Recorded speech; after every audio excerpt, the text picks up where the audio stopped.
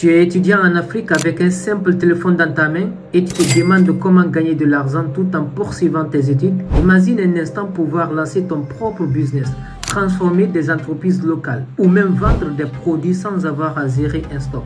Tout cela avec les outils que tu utilises déjà tous les jours. Aujourd'hui, tu n'as pas besoin de gros capitaux ou d'une énorme entreprise pour réussir. Des opportunités incroyables sont à ta portée. Aider les petites et moyennes entreprises à se digitaliser et créer un business de dropshipping local avec des livraisons rapides qui vont changer la donne. Ces business peuvent te permettre de gagner de l'argent, d'être indépendant financièrement et même de faire une différence dans ta communauté. Le meilleur dans tout ça, tout ce dont tu as besoin, c'est ton téléphone, un peu de détermination et les bonnes informations que je vais te donner maintenant. Alors reste avec moi parce que ce que tu vas découvrir aujourd'hui pourrait bien être le début de ta réussite entrepreneuriale. Avant de commencer, n'oublie pas de liker la vidéo pour le bon référencement sur la plateforme. Et si tu es nouveau sur la chaîne, n'oublie pas de t'abonner et d'activer la cloche de notification pour ne rater aucune de nos prochaines vidéos similaires à celle-ci. Et si tu as fini de faire tout cela, on est parti. La première idée de business que vous pouvez lancer en étant un étudiant. Et pourquoi ça c'est important pour vous? Vous savez, actuellement, il y a beaucoup de personnes qui sont en train de se lancer comme ça dans l'entrepreneuriat. Il y a des petites et moyennes entreprises comme ça. Et ce sont des personnes qui ne connaissent pas beaucoup comment est-ce qu'ils vont s'adapter à la digitalisation. Donc, vous pouvez essayer de faire de votre mieux pour être là, pour accompagner ces petites et moyennes entreprises-là à faire leur service comme ça. Il n'est pas dit que forcément vous allez chercher beaucoup d'informations comme ça, autre chose comme ça. Juste, vous allez chercher à vous spécialiser dans un domaine et essayer d'accompagner ces petites et moyennes entreprises-là dans ces domaines-là. Par exemple, dans la création d'un site web comme ça, ou bien dans le montage de vidéos comme ça, dans le design comme ça, vous pouvez essayer d'être à côté de ces petites et moyennes entreprises là pour les accompagner. Les compétences nécessaires sur lesquelles vous pouvez accompagner ces petites et moyennes entreprises là, on peut avoir notamment les designs comme ça, on peut avoir le montage vidéo, on peut avoir la création d'un site web comme ça, on peut avoir le closing comme ça. Donc tout cela, vous pouvez avoir les petites et moyennes entreprises parce que vous savez, dès le début, quand la personne va commencer de lancer son petit business comme ça, c'est la personne qui va devoir tout gérer comme ça. Je fais la comptabilité, montage vidéo, filmage, recherche de vidéos, écriture, la publication, la publicité, tout cela. Mais si ça arrive à un certain niveau, je dois avoir des gens qui vont gérer spécialement cela pour moi. Vous aussi de votre côté, vous allez essayer de regarder les domaines sur lesquels ces petites et moyennes entreprises auront vraiment besoin et vous allez chercher à être à côté d'eux pour les accompagner dans ces domaines-là. Comment démarrer dans le consulting en transformation digitale? Tout ce que vous avez à faire, c'est de chercher quelques vidéos sur YouTube ou bien sur Udemy. Vous allez chercher à vous former. Vous n'allez pas chercher à dire que vous allez forcément avoir des formations à 2000 ou à 3000 euros comme ça. Juste, vous pouvez regarder les vidéos qui sont totalement gratuites comme ça sur YouTube ou bien des formations qui sont moins chères comme ça sur Udemy pour avoir quelques informations sur ce que vous voulez partager. Dans le design comme ça ou bien dans la création d'un site web comme ça ou bien dans le montage vidéo. Tout ce que vous allez faire, je vous dis, c'est de chercher quelques vidéos, regarder des personnes qui sont vraiment expertes dans ce domaine-là et chercher à regarder beaucoup de vidéos de ces personnes-là et venir proposer votre service sur le marché. Donc, comme je l'ai dit, l'entrepreneur, son travail, c'est de proposer une solution aux problèmes que rencontrent les gens. Donc, vous regardez tous les entrepreneurs. Disons, par exemple, vous vous mettez à la place de ces entrepreneurs-là. Si vous vous lancez dans l'entrepreneuriat actuellement, qu'est-ce que vous aurez besoin?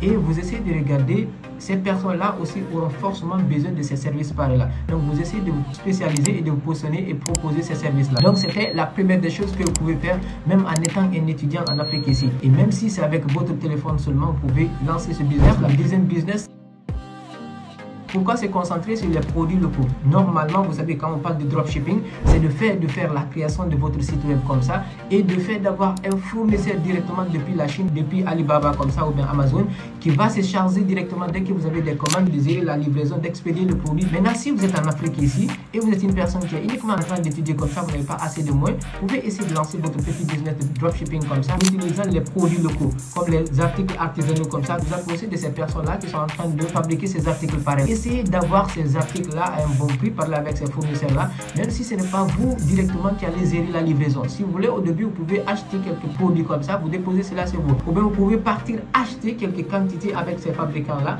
Ensuite, vous laissez le stock avec eux. Dès que vous avez une commande, vous leur transmettez directement la commande comme ça. On a beaucoup de personnes comme ça qui sont uniquement en train d'étudier comme ça, ou bien qui viennent de finir d'étudier. Ils achètent les marchandises avec nous, ils laissent les marchandises avec nous et directement ils lancent la publicité. Dès qu'il y a une personne qui passe la commande, automatiquement c'est nous qui gérons tout cela. Donc vous aussi vous pouvez faire cela avec les personnes qui font la fabrication de ces articles locaux comme ça, et directement dès que vous avez une commande, automatiquement vous transmettez à la personne et c'est la personne qui va devoir faire la livraison et la personne va alléger les frais de livraison à l'intérieur. Parce qu'il y a une stratégie de livraison très rapide avec cela. Si vous faites le dropshipping avec les articles locaux qui sont en Afrique ici, vous n'avez pas besoin de dire que forcément le fournisseur va gérer cela, parce que ça va prendre énormément de temps. Si la personne passe la commande, disons par exemple vous êtes en Afrique ici, ou bien la personne est aux États-Unis et que la personne a commandé une chose qui se trouve directement en Chine ou bien sur Alibaba ou bien sur Amazon comme ça. Donc dès que la personne passe la commande, il leur faut prendre un temps, 2 semaines, 3 semaines ou 1 mois comme ça